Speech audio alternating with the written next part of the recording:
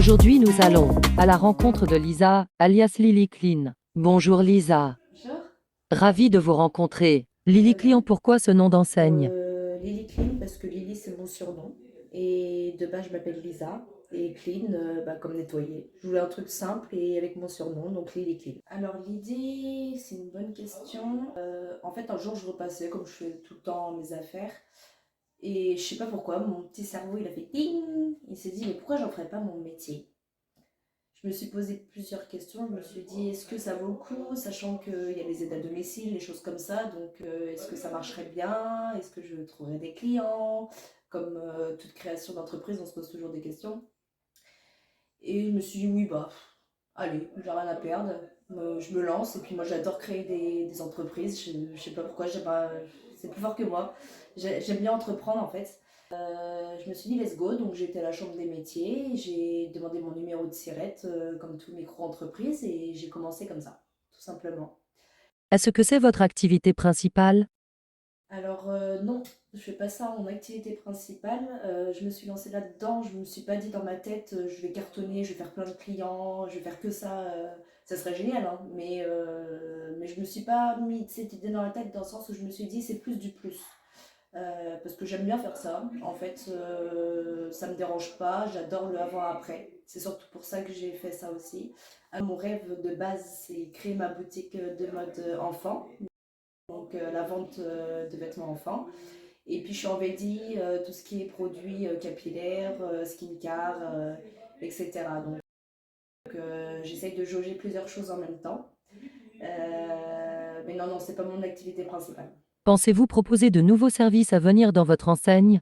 Les services que je propose, alors je propose chez moi, donc à mon domicile, je repasse à mon domicile, et chez le client. Donc du coup, comment ça fonctionne? Chez le client, c'est payé à l'heure. Et puis à mon domicile, en fait, je fonctionne par kilo. Donc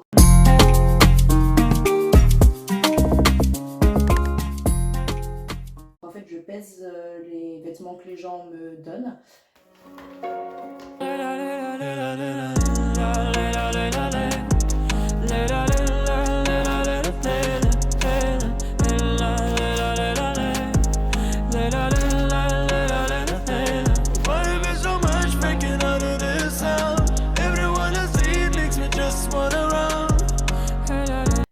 Je leur dis quel kilo ça fait et en fonction de ça, je mets le tarif au kilo. Donc voilà, donc ça c'est vraiment à mon domicile. Autrement, je fais basique chez le client à l'heure.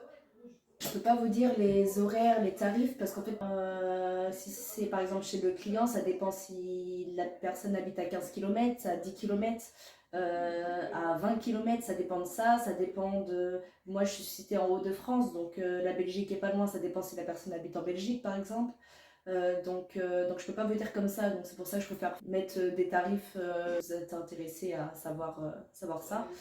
Ce qui est la pèse au kilo, c'est vraiment quand je fais chez moi. Donc par exemple, il y a un client qui vient me déposer un panier de linge et puis je fais ça chez moi.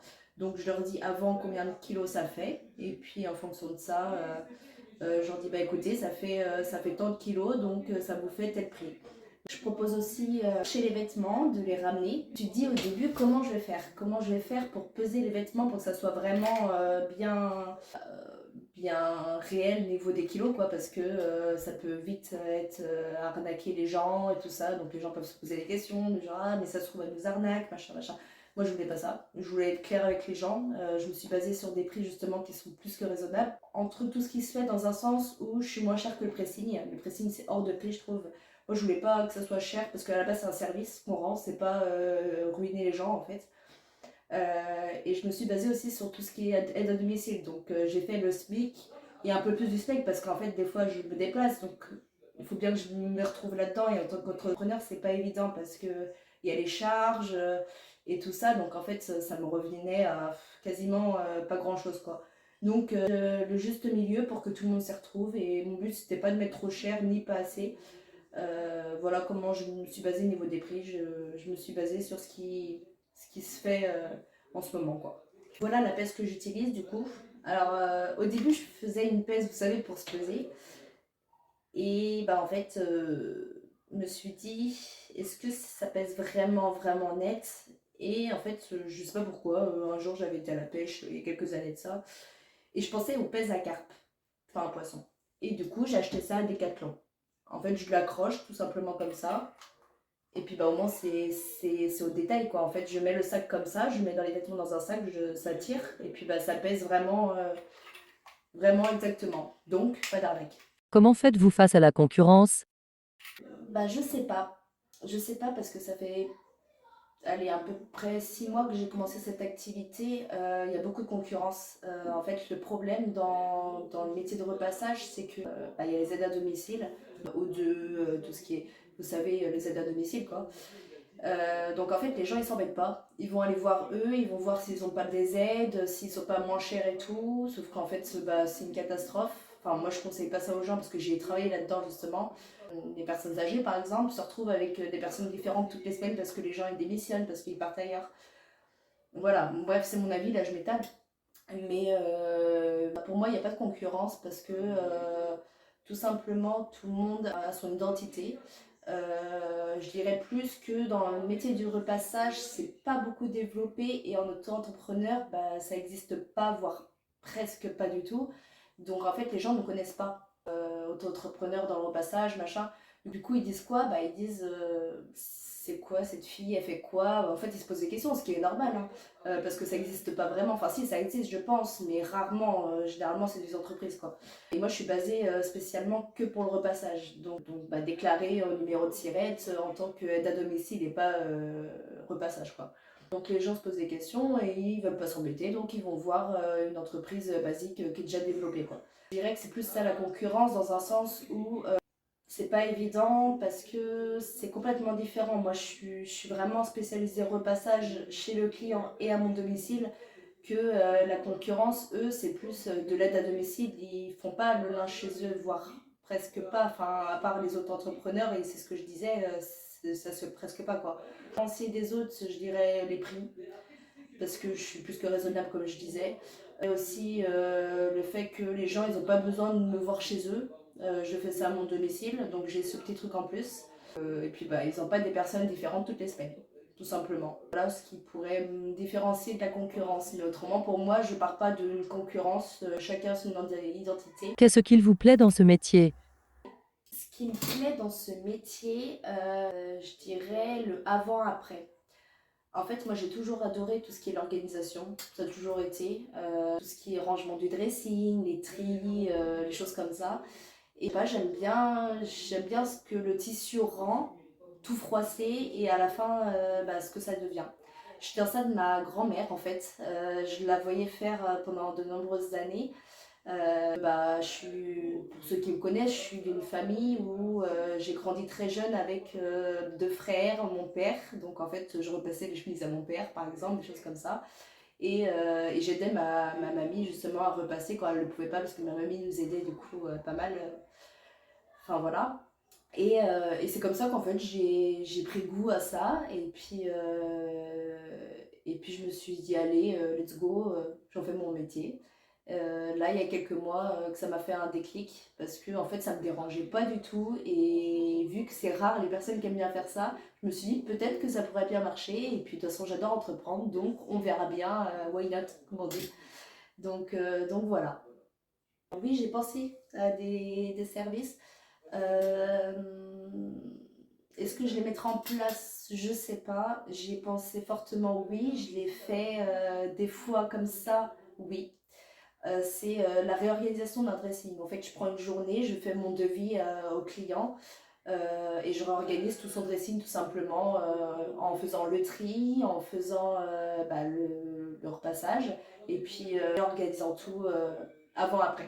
Voilà ce que je pensais. C'est vraiment basé sur le dressing complet en une journée par exemple, ou deux si c'est des grands dressings, hein, mais voilà ma petite idée que je pourrais rajouter, on va dire, dans mon activité plus tard, quoi. Quels conseils donneriez-vous aux personnes qui veulent se lancer dans le Alors, repassage? les conseils que je donnerais aux personnes qui veulent se lancer comme moi dans le repassage, faut pas s'attendre à avoir beaucoup de clients d'un coup. Donc, faut pas être trop pressé. Faut pas être trop pressé, faut pas s'attendre à tout lâcher et en faire son métier. Ça, c'est vendre du rêve et non, non. Faut aimer ce métier. Il faut être pas passionné, mais il faut vraiment aimer ce qu'on fait parce que faire ça toute la journée ou ça peut être vraiment, vraiment, vraiment chiant. Pour les personnes qui n'aiment pas, hein, je parle. Donc les conseils, je dirais rien lâcher, ne pas désespérer face à peu de clients qu'on peut avoir au début. Moi, je donne un exemple. J'ai une difficulté à trouver de la clientèle. J'ai mes clients habituels, mais j'arrive pas à renouveler de la clientèle nouvelle parce que j'enchaîne plusieurs métiers et j'ai pas le temps.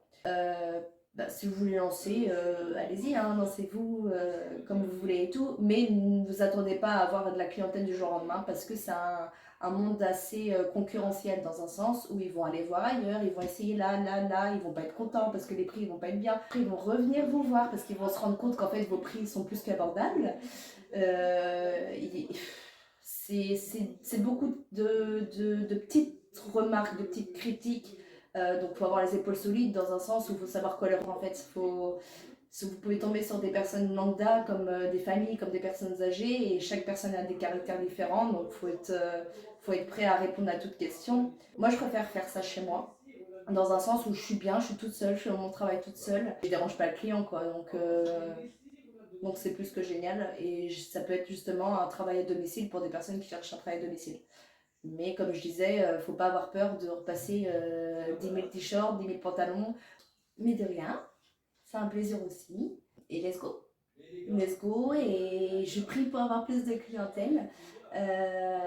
Mais je perds pas espoir. Et... En fait, je me suis dit, c'est pas grave. De toute façon, j'ai d'autres idées en tête. Ça marche pas, ça marche pas. Ça me fait mon petit truc en plus. Voilà, je suis contente de ce que je fais et puis je marche le destin. Je me dis, je préfère avoir des clientèles qui viennent comme ça, par bouche à oreille, plutôt que des clientèles où on force les choses. Parce que généralement, les clientèles qui viennent d'eux-mêmes parce qu'ils ont entendu, oh, cette fille-là, elle est venue chez moi, elle repasse bien, machin. C'est les meilleurs clients en fait. Prends pas trop la tête là-dessus. Et puis voilà mon activité Lily Clean. Au revoir. Le secret pour y arriver, c'est de s'y mettre. Pas demain, mais maintenant, aujourd'hui et tous les jours. N'abandonne jamais un rêve à cause du temps que pourrait prendre sa réalisation. Le temps passera de toute façon.